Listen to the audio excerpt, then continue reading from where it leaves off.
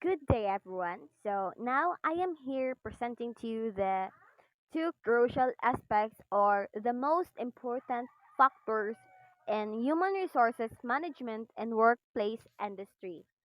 So selection and diversity are crucial aspects of human resources management in the workplace, particularly in industry that value in inclusivity and equal opportunities. Here's a brief overview of each. First is selection. The selection process involves choosing the right candidates for job openings. The process should be based on fair and objective criteria to ensure that the most qualified individuals are hired. It typically includes steps like job posting, resume screening, interviews, assessment, and references check. So, if magpili jud mo og trabahante or mokuha mo og trabahante in any kinds of person, dili mo mag-base sa iyahang kanang races or anything, basta kanang qualified sila nga makasud ana na kanang trabaho. Nya if magpili sad mo og trabahante, dapat dili mo magbias og pili. Like kana nga person kay in terms of formal wearing kay good siya niyang katong isa kay kanang dili, then kato din yung pilion kay may siya mamorma pero wala mo ni tan-aw sa iyahang kanang resume or iyahang kanang mga kuan lang ba kanang experiences niya. So next is diversity. Diversity in the workplace refers to the inclusion of individuals from various backgrounds, such as different races, ethnicities, genders, ages, abilities, and more. It's not just about hiring a diverse workforce, but also fostering an inclusive environment where all employees feel valued and can contribute their unique perspectives. So, if manawat gani mo og kanang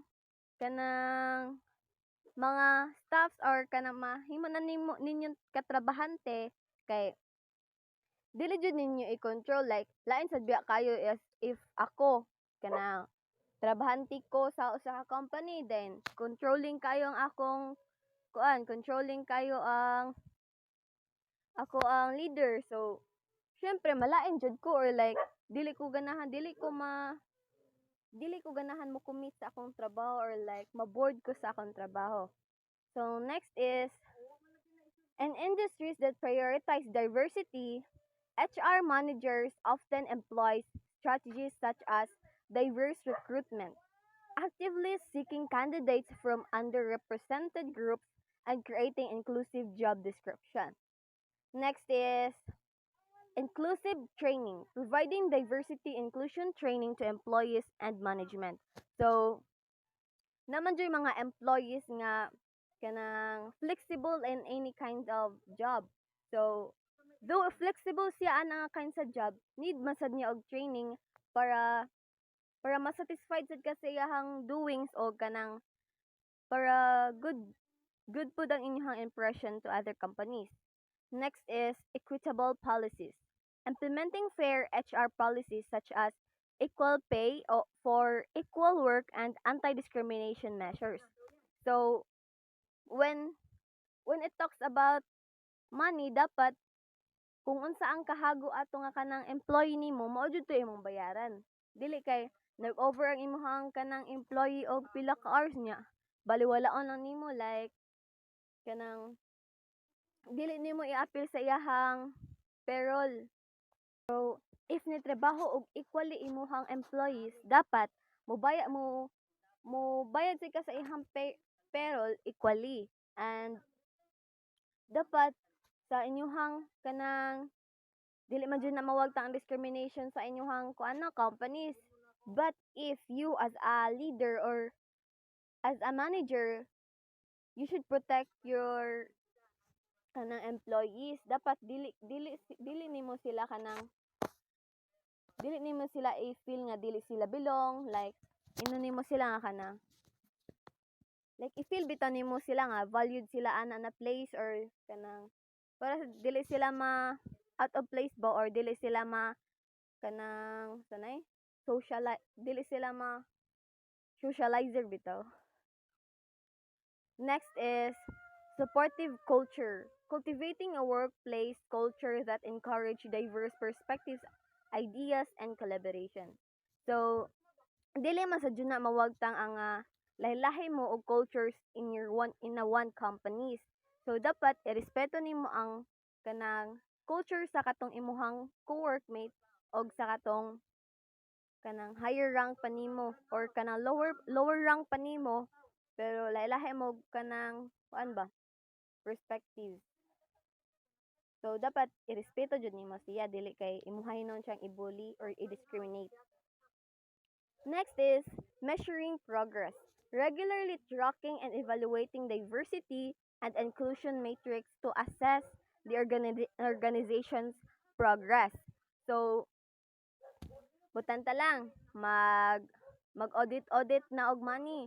So, dapat inyuha jud na o inyuha jud nang kanang i-measure if kanang sakto ba ang nagasto sa katong kuan nakuha nga kanang like for example, namalit mo og mga things para sa inyong company or naamoy new innovations for like magbuhat mo og sanay miniature para inyong sundan then inyuha jud nang kuan inyuha jud nang i-audit kung para dili ninyo masing mga nangawala ra ang kwarta. So, by integrating selection processes that prioritize merit and inclusivity, companies can build more diverse and dynamic workforce, leading to better innovation, decision making, and overall success in today's competitive business landscape. So, additional explanations dahil sa kaning measuring progress. Like, for example, in a year, naaman dyan ay progress ang inyong companies. For example, sa Japan or sa Korea, ingana, North Korea. Kana, if ma-enhance na sa imuhang mga employees or kanang staff, ingana, ang kanang, kana na job. So, syempre, na dyan ay progress ang inyong company. Like, mutaas ang rate, ingana, then, kanang, mutaas po ang ilahang wages, syempre. Kanang, nag-effort pa ba sila? So, if gihaguan gina nila, inyo na silang bayaran equal. I mean, kanang silduhan equally. Kay namas na sila gibuhi like family, like us. Nya, kanang, di ba? Every year, mo progress man ang inyong company. So, inyo na i-measure if unsa kataas ang na-progress sa inyong company last year sa karon nga year. Then inyuhan na siyang kanang ikuha na siya sa inyong secretary sa kanang company. Nya i-audit sa kanang auditor bitaw sa company ninyo if ni taas na ba sa inyong money nga naipon na nga company, if nang taas ba ang investment, tingnan na ba? So, guys, do you have any idea what is merit? So, ang kanang merit, mao na siya ang quality of being good and deserving to be praised or rewarded or an advantage that something has. Then, ang example ana is proposal will be judged strictly on merit by an external committee. So, next is inclusivity. So, ang inclusivity, mao na siya ang fact or policy of not excluding members or participants on the grounds of genders, race, class, sexuality, disabilities, or etc. So, kanang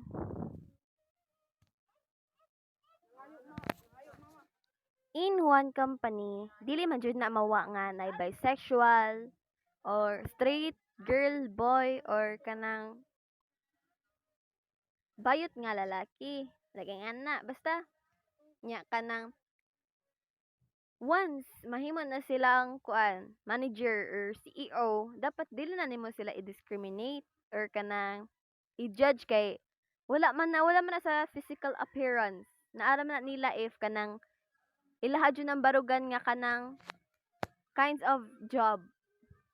So dapat i-support lang na nimo sila para mahimo sad ma-inspire sad sila nga mobarog bitaw sa ilahang sa ilahang trabaho, then ma committed jud sila nga ilaha jud ng humnon o kanang makig-socialize sila ninyo, like dili sila mauwaw, like dili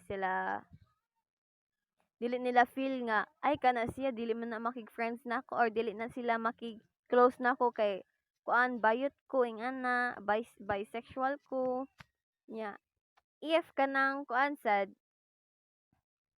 kanang sanay mag-hire gani ka og kanang like for example nag-hire ang inyong company, then imuhang edad kay nabilong pa sa kanang 40s or 30s. So, pwede pa na siya makuan. Pero don't judge them. Okay? Though, ingana na ilahang edad, wala man na sa edad gi-base ang tanan or sa gender. Naara dyan na sa ilahang worth or kanang efforts nila if kanang ilaha dyan ng buhat tunog tarong or dili. So, ang ilaha lang dyan is ipa-feel nimo nila nga accepted sila ana na place and valued sila. So, that's all. Thank you.